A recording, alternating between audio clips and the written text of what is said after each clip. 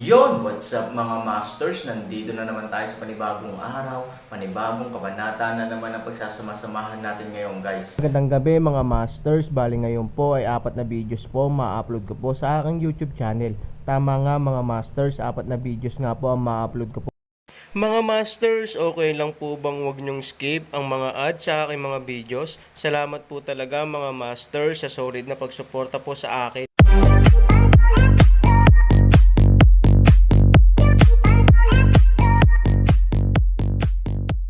Bali mga masters, kung bago ka pa lang po sa aking YouTube channel, please click the subscribe button, lalong-lalo na po yung notification bell guys, para maging connected pa rin tayo sa isa't isa at maging updated kayo sa mga susunod ko pang video.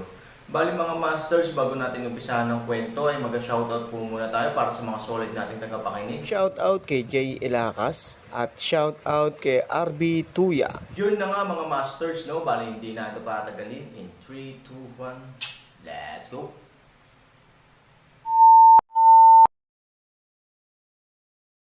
Kabanata 2501 hanggang 2505.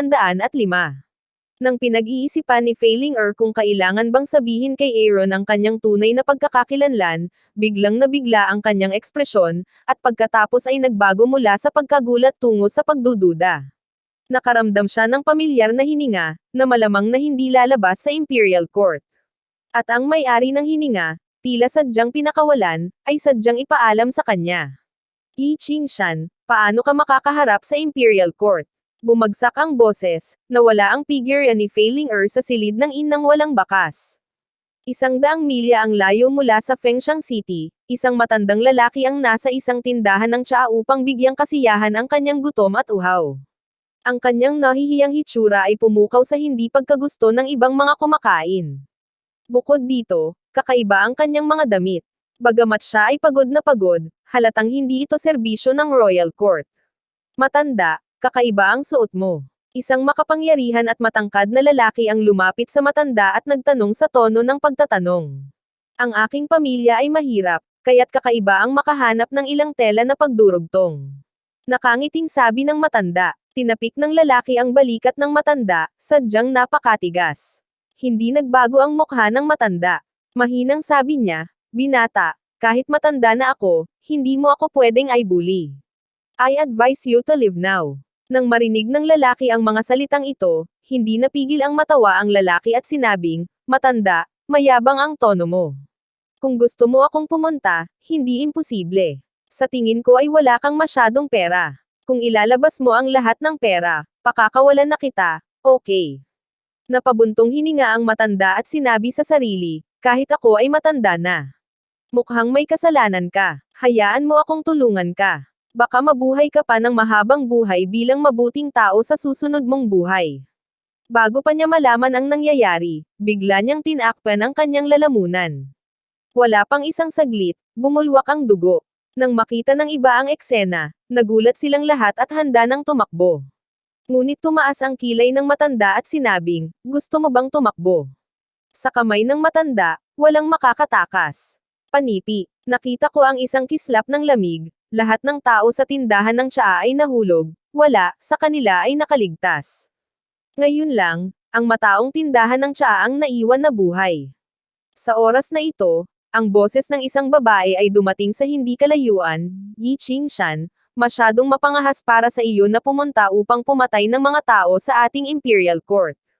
Nang marinig ang boses na ito, ang matandang lalaki na nagngangalang Yi Qingshan ay agad na nagpakita ng ngiti sa kanyang mukha at sinabing, "Feling Sheng, hindi ako pumapatay ng mga inosenteng tao nang walang habas. Hindi ito mabubuting tao. Tinutulungan kitang puksain ang cancer. Hindi ba dapat salamat sa akin? Gusto kong magpasalamat dahil pinatay mo ako. Napakawalan Jia mo." Si Fei Linger ay lumitaw sa tabi ni Yi Qingshan na galit. Si Yi Qingshan ay walang pakialam at sinabing, kinagat ni Fei Linger ang kanyang mga ngipin. Kung talagang lalaban sila ng walang ingat, hindi masusukat ang pagkatalo sa Imperial Court, dahil ang labanan sa pagitan ng matinding dibisyon ay sisira sa lungsod, at hindi mabilang na mga nilalang ang maaapektuhan. Bakit hindi ka manatili sa estado ng Zia? Tingnan mo ang iyong nahihiya na hitsura. Malaking halaga ang pagtawid sa madilim na kagubatan. Failing anak ay hindi maintindihan ng magtanong ng paraan. Napabuntong hininga si Yi Qingshan at sinabing, sa tingin mo ba gusto ko, kahit na si Jieshi, hindi ganoon kadaling tumawid sa madilim na kagubatan. Sa totoo lang, huwag kang makipagtalo sa akin. Malamig na sabi ni Fei Lengsheng. Kung pupunta ako upang sumilong sa Imperial Court, naniniwala ka ba? Sabi ni Yi Qingshan. Hindi mo ba naisip na ako ay 3 taong gulang? Ang mga benepisyo ng estado ng Xia ay hindi maihahambing sa Imperial Court. Bukod dito, ang kapaligiran ng estado ng Xia ay ibang-iba sa kapaligiran ng Imperial Court. Makaka-adapt ka ba sa buhay dito? Totoo naman na masyadong atrasado ang kaawa-awang lugar mo. Hindi ito kasing ganda ng Riverview Villa ko, pero hindi ko mapigilan. Si Yi Qingshan ay tila walang magawa, at tingnan ang kanyang hitsura, hindi ito kasinungalingan. Dahil dito, lalo pang naguguluhan si Fei. Ano ang dahilan para hayaan si Yi Qingshan na pumunta sa Imperial Court? I see. You're not here to hide, di ba? Biglang may naisip si Fei Ling-er, bagamat sa kanyang pananaw ay malabo, ngunit tila ang bagay na iyon lang, ang makapagpapaliwanag kung bakit lalabas si Yi Qingshan sa Imperial Court. Narinig mo na ba ang tungkol sa Jing Wushan? Sabi ni Yi Qingshan. Hinahamon ng isang babae ang lahat ng Panginoon ng estado ng Xia, at sinasabing may kasama siyang anak na babae. Hindi ba ito ang dula na sadyang ginampanan ng estado ng Xia? Sabi ni Ferring. Siyempre hindi. Kahit ako ay hindi nakikita sa kaharian ng babaeng iyon, at pagkatapos ng mahabang panahon ng pagmamasid, siya ay walang katapusan na malapit sa banal na kaharian kahit na hindi siya isang malakas, sabi ni Yi Qingshan. Paano kaya? Fei Linger said with a look of horror that the divine realm is just the realm in legend. Kung ito ay umiiral o hindi at kung ito ay maaaring makamit ay hindi alam. Paano magkakaroon ng isang malakas na kaharian ng Diyos sa kaharian ng Xia? I don't think it's possible, but that's the fact. Otherwise, magagamit ko ba ito para magtago? Hindi mo alam kung gaano karaming tao sa Xia Kingdom ang gustong lumapit ako para sirain ang kanyang kayabangan, pero hindi ko kaya kailangan kong magtago sandali sa Imperial Court. Sa tuwing magsasabi si Yi Qingshan ng isang salita, siya ay bumantong hininga, sapat na upang makita kung gaano siya kawalang kaya. Mukhang marangal si Fei Linger. Kung gayon, gusto niyang pumunta sa estado ng Xia. Ngunit kahit si Yi Qingshan ay mahirap itago. Hindi masyadong makabuluhan ang pagpunta niya at tingnan, alam mo ba ang pinanggalingan ng babaeng ito? Tanong ni Ferring. Umiling si Yi Qingshan at sinabing, wala pa akong narinig tungkol sa taong ito dati. Ipinanganak sa langit. Ang 4 na salitang ito ay naging dahilan upang magkaroon si Fei Ling ng isang malakas na pakiramdam ng pagiging pamilyar. Aaron, hindi ba siya malakas, lalaki? May kinalaman ba ang babaeng ito sa Aaron? Sa katunayan, ang korte ng imperial ay mayroon ding isang malakas, at tiyak na walang mas mahina kaysa sa akin.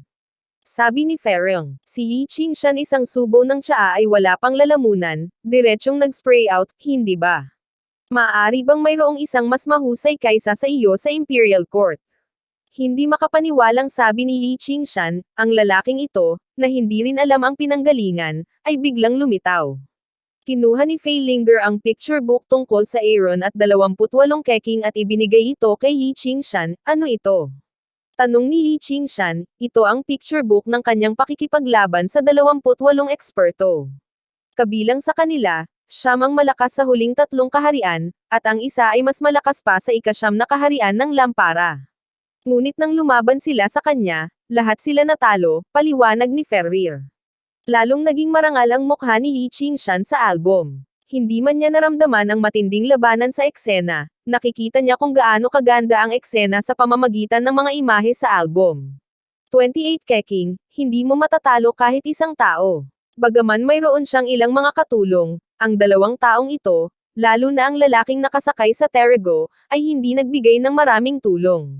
Sinabi ni Yi Qingshan na kung marinig ni Huang Xiaoyong ang mga salitang ito, malamang napapatayin niya ang young master ng lungsod sa pamamagitan ng pagdura ng dugo.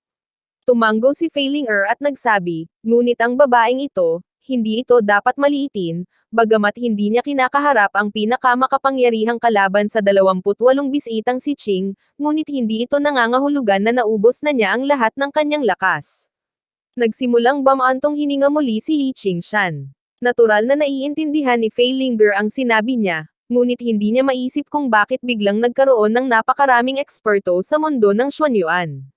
Alam mo, sa nakalipas na ilang daang taon na siya ay nabuhay, nasaksihan niya ang maraming malalakas na tao na bumagsak sa sitwasyon. Gayunpaman, nakikita niya sa kanyang mga mata ang paglaki ng mga malalakas na tao. Ngayon ang mga taong ito ay lumilitaw sa labas ng manipis na hangin ng walang anumang palatandaan, na ginagawang hindi siya handa. Ano ang mali sa mundo? Bakit ang daming makapangyarihang tao ang biglang lumitaw? Tanong ni Li Qingshan. Yun ang gusto kong malaman, kaya kasama ko siya ngayon. Nag-aalala si Fei Linger. Nag-iingat si Aaron sa kanya. Malinaw na hindi ganoon kadaling malaman. May nahanap ka ba? Nagtataka si Li Qingshan. Umiling si Fei Linger at sinabing, hindi pa, pero medyo kakaiba. Siya ay may banal na kastanyas, at panipi. Kung ano ang hindi natapos na mga salita ni Fei Linger, tuwang-tuwang naputol si Li Qingshan, dahil ang dalawang salitang Shengli para sa kanya ang pinakamahalagang bagay sa mundo.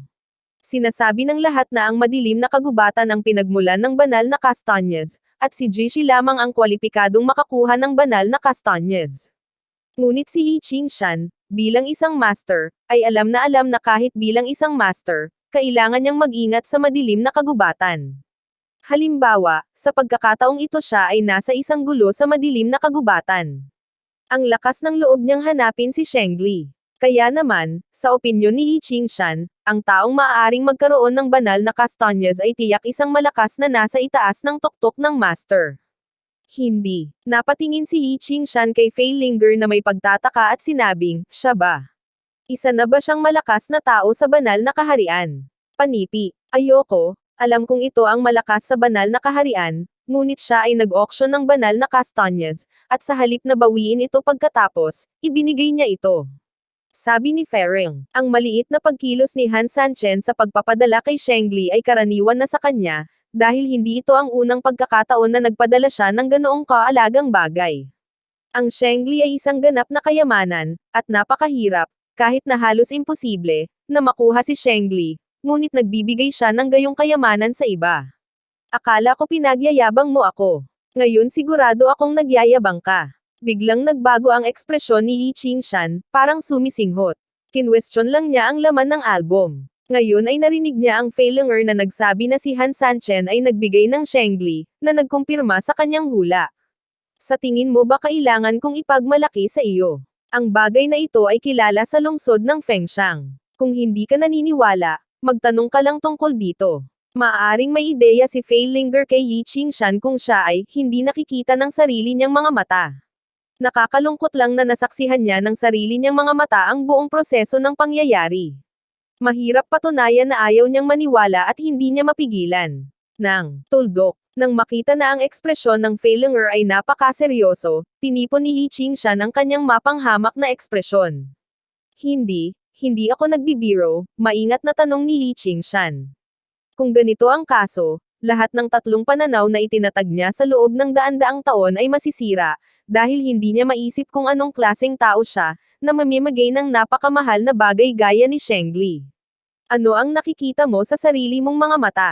Biglang umupo si Li Qingshan sa bench na parang basura at sinabing, ano bang nangyayari sa mundo? Bakit biglang iba ito sa mundo ng Xuanyuan na kilala ko? Baliw ba ang mga taong ito? Biglang huminga ng malalim si Fei Linger at tinanong si Li Qingshan, may kaugnayan ba ito doon? Biglang umupo si Li Qingshan at sinabing, ang ibig mong sabihin, ibang mundo. Tumanggo si Fei Linger. Ang mundo ng Xuanyuan ay walang masyadong alam tungkol sa alamat ng kabilang mundo, ngunit ang mga taong kasing lakas niya ay alam lahat ang sikreto. Kaya't walang malay na ikokonekta ni Fei Linger ang Aaron sa kabilang mundo.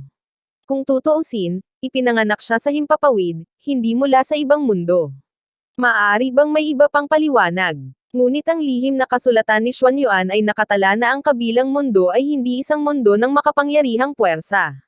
Paano siya magiging napakalakas? Hindi naintindihan ni Li Qingshan. Sa puntong ito, pinag-isipan ni Fei Linger ang kanyang utak upang malaman na ang paglalarawan ng isa pang mundo sa lihim na diksyonaryo ng Xuanyuan ay isang mundo ng mahihina, at ang mundo ni Xuanyuan ay nasa itaas nito. Dahil ito ay mundo ng mga mahihina, imposibleng lumitaw ang gayong malalakas na tao. Ang isa pang posibilidad ay ang mga tala sa lihim na diksyonaryo ay hindi detalyado, at maaaring mayroong ilang mga pagkakamali, o hindi pa namin nabasa ang lahat ng nilalaman sa itaas. Sabi ni Ferring, ang mga talukap ni Li Qingshan ay pumikit at sinabing, ayaw mong pumunta sa bundok ng Xuanyuan, hindi ba? Malakas na tumanggo si Fei Ling at sinabing, kung gusto mong malaman ito, kailangan mong pumunta sa bundok ng Xuanyuan. Ipinilig ni Li Qingshan ang kanyang ulo na parang rattle drum, tulad ng matinding takot niya sa bundok ng Xuanyuan. Mabilis niyang sinabi, kung gusto mong pumunta, pumunta ka mag-isa, ayoko. Papatayin ang mga tao. Paano ako pupunta nang wala ka? Walang magawang sinabi ni Fei Linger na ang bundok ng Xuanyuan ay matatagpuan sa gitna ng madilim na kagubatan, at ito rin ang pinakamapanganib na lugar sa buong mundo ng Xuanyuan. Mayroong pinakamakapangyarihang mga kakaibang hayop sa mundo ng Xuanyuan. Kahit na ano ang mga kakaibang hayop ay tinatawag at kung ano sila, walang totoong data. Kahit na ang malalakas sa matinding mundo ay matatakot sa hindi kilalang panganib na ito. Sa katunayan, sa mundo ng Xuanyuan, mas mataas ang kaharian, mas maraming tao ang matatakot sa kamatayan, lalo na sa The Extreme World, mas pinahahalagahan nila ang buhay nila dahil mas mahaba ang lifespan nila. Sino ang handang ipagsapalaran ang buhay sa ganitong sitwasyon? Kahit sa akin, kung hindi tayo sinuswerte, mamamatay pa rin tayo. Hindi mo ba alam kung gaano kadelikado ang bundok ng Xuanyuan ay? Sabi ni Li Qingshan, ngunit ayaw mo bang malaman kung ano ang nangyayari? Jingwu Mountain Mother and Son, sa tuktok ng Fengshan City, hindi mo ba gustong malaman kung saan nanggaling ang mga taong ito? Asked Ferring. Yun na nga mga masters, no? Bali panibagong kabanata na naman yung natapos natin ngayong gabi. Muli, maraming salamat po talaga sa walang sawang suporta po sa aking YouTube channel na talagang inaabangan nyo po ang bawat upload ko po. Bali mga masters, magkita-kita ulit po tayo bukas ng gabi at ngayon po ay magpapaalam po muna tayo. Bali mga masters, bye-bye!